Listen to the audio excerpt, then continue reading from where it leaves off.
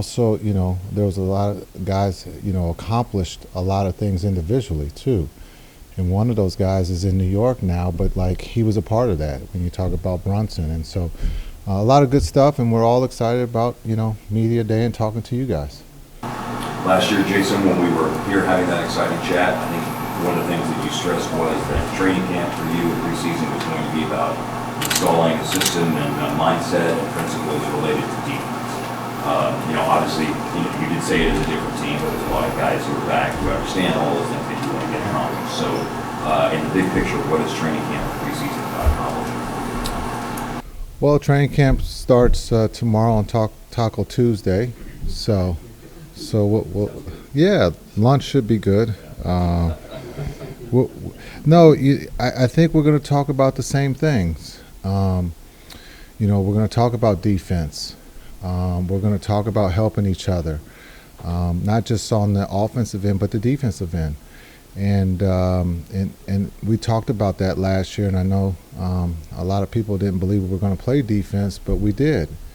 And it starts with our best player, Luka. And I think he's up for the challenge. He had a heck of a summer, so we're excited with Christian Wood and JaVale talking about defense. We feel that we got rim protection, but it's just exciting. I wish I was playing, especially with Luka, because he's going to get you an open shot. But it's just we got a great group of young men that are excited to get the season underway. How have you approached it? How have you guys kind of looked at how he's going to come off of your guys' chemistry?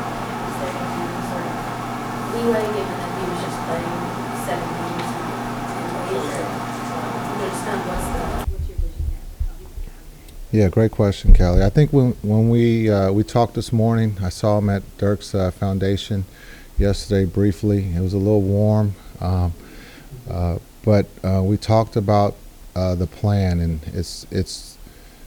we're gonna start a little light, but as we all know in this room, Luka loves to play basketball, and so he's ready to go, and he'll probably tell you that today.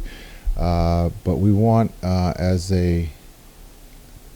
just to start slow. This is a marathon, and so he just got done playing. So, but anytime he sees on the game plan for the practice and he sees the scrimmage, he's ready to play. So, we're just gonna go light tomorrow, and then we'll talk again, and he'll probably participate and be ready to go on Wednesday. And then we'll just continue to keep that conversation going. What much different will the offense be, particularly when you have pick and roll guys like Christian? Yeah, we'll see. I think we talked about Christmas last year, but unfortunately COVID kind of took Christmas out of the picture. We'll see what we have. This is a different team. C. Wood can score the ball. JaVale can roll with the best of them. So, and we all know Luka's playmaking. So, and then getting Timmy back. I think that's working him back. I know he's excited to be back and playing. So, we'll see. Don't know if we're going to try to create 43s like we did in the playoffs, because that's what we needed to do to win. But those shots will present themselves, especially with Spencer and Luka being the playmakers they are. When Luka's off the court, who is your playmaker? And do you envision a scenario where Spencer Dinwiddie and Luka are not on the court together? Yeah, that's a great question. When you go on vacation, you kind of simulate a lot of those questions in the sense of a lot of guys don't play 82 games. And so having Spencer and Luka out gives Frank and Josh an opportunity. And then there's other ways you can play, especially with your bigs being able to handle C. Wood and Maxey being able to bring the ball up. And I know everybody kind of laughed about Dorian last year when I wanted him to bring the ball up, but we're going to need other guys to be able to start the offense. And I think those guys are up for that challenge. What do you envision C. Wood in terms of role? Yeah, right now, and I said it in the summer that I would bring him off the bench, but starting JaVale and Spencer, and so and that's the way we'll start, as we go forward.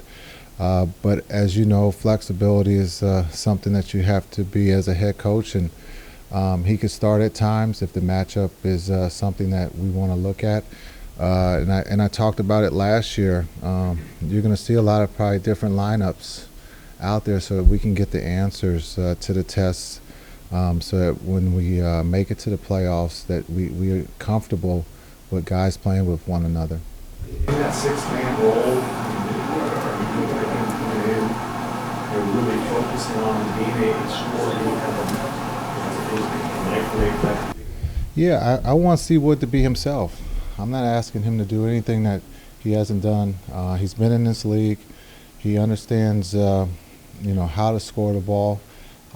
Team defense is something that we'll help him with as we go along here, and he's capable of doing it. So we'll hold him accountable to that. But I think being able to just play his game, I don't need him to be the microwave.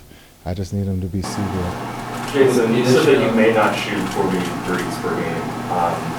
Do you have a vision for this team or a style of play that you're trying to work towards? How close was last year's team to that vision, and have you kind of updated that or wanted to play a little differently this coming season? Yeah, I think the style of play is going to be similar, but you don't have a grasp until you can play and see what happens. And if I was sitting here last year and told you we were going to shoot 43s, you guys probably would have laughed or not believed me. But things change. The game of basketball is something that changes very fast, and so we'll see what we have. Now, if we're a team that can shoot straight early, and we can get to 43s, then that's who we'll be. But we also don't want to just rely on the three, and that was something that we had to do last year in the playoffs. How much do you see the Lakers title winning team you're a part of as, not an exact comparison, but maybe somewhat of a blueprint? Obviously even JaVale, who was on that team, is now coming in, and there's a chance to have a tall playmaker, Luka, who's similar in big men. Yeah, well, it's similar, but I think when you look at JaVale, he's won 3 championships. He's a great veteran guy for our young players. Again, it was something that we felt we needed last year, with someone at the rim to protect. And then offensively, being able to roll with the best of them, and then to be able to punish the switch. We really, truly believe JaVale can do that. How do you manage the expectations internally and externally of the team this year after last year's success? Yeah, I think that's an incredible question. You guys are going to have us, the expectations are going to be high. But I think internally we will talk like we did last year. Communicate about what we're trying to achieve, and we don't know what we have today, and so the expectations are going to be high. I mean, that's what media does, especially a lot of times people think you start where you end it, and we're not going to start in the Western Conference Finals. The Western Conference has gotten better, and so we'll see as this journey goes forward. We're going to have fun. We're going to play defense. And we have one of the best players in the world. So we'll see. That question will be answered as we go forward. Next week, what else I'm going to imagine with having takes so many minutes this summer as opposed to having so much free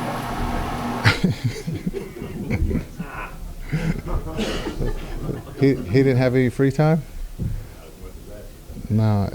I think Luka's in a great place. You can see his spirit is high. He's smiling. He feels great. He looks great. And so he's ready to play. Again, I think I started off by saying we're going to take it a little light here on the first day tomorrow, but he wants to play. And so I think, again, he's 23 years old. We ask a lot of him. And we have to, as a staff and as teammates, we have to try to find a way to make it easier for him. And so that's going to be a great challenge that everyone's up for. But again, I think he's ready to play. And then the relationship that we have, the communication, talking when he's tired or doesn't, have it, then we'll sit him.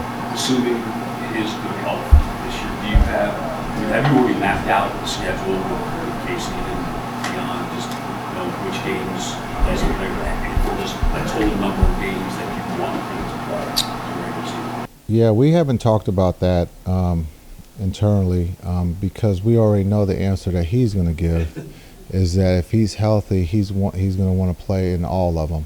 And so that's something that as we go forward, understanding the week and where we are, that we'll talk about if he's going to sit or not. But right now it's a green light. He's ready to go. And if his health, as we all know, he loves to play the game. He loves the stage. And so there's not a number, and I'm not going to hold him to that either because, again, he loves to play the game. What was it like for you and some of the staff to go overseas and see him play? I mean, obviously he's an international star, but just to get a glimpse of that in his life over there, what was it like for you, and why was it important for you to be over there? Well, it was great to see him, but not to say he was second fiddle, but we had to see Dirk get another number retired. Hopefully that's the last number that he's ever worn because we can't go to any more retirements. Did he wear a number when he played tennis? I hope not. Okay. So, but it was actually kind of cool that we got to be able to see Dirk get his number retired, 14, which is incredible. And then also to be able to hang with Luka, and not just Luka, but I got to hang with the coaching staff of his national team. And we got to compare notes, very similar. So he's consistent. And so, but it was great. And I think Luka liked that we came over. We had other coaches go out and see other players. Saint went to go see Maxey in Germany, and so that was like the first time that Maxey said a coach had came, to see him. So we tried to, get out and see our players this summer, and it was really nice to go and see Luka play and perform on that stage. Jason, you talked about Yes. last one. Oh, two more, and then yeah. we'll go here. Yes, ma'am. You talked about having somebody when you that. Can you give any insight on his recovery again? Yeah, he's recovered. He's doing great. He's been here for the last week or a little bit longer, playing with the guys. He looks great, and he's ready to go. And I know he missed most of the season last year, but we can't take for granted of what our bench did on the sideline, even though they got fined a lot. Tim was part of that, and I think this shows character for Tim and Theo to lead that group, even though they weren't playing. And so, but I know Tim is excited to be able to get back and help the guys on the court. Kevin's got our last one. Jason, last year you talked about the themes of trust and communication for this team and building that with them. What's kind of the theme or message for this team going into this year based on what happened, obviously, making it to the Western Conference Finals, and what you want to build upon going into the second half? Kevin, great question. I think right now we just closed the book on chemistry and accountability, and I've given the guys until the end of training camp to come up with the 2 new words that we're going to use. And so right now to that question, there's question marks behind it. And so once we get that answer, I will those 2 words I will share with you what we envision. Again, as a coach, we can always look and say this is what we want, but it's about the group.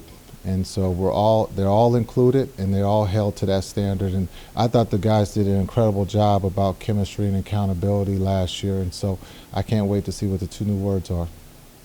Thanks. Again, welcome.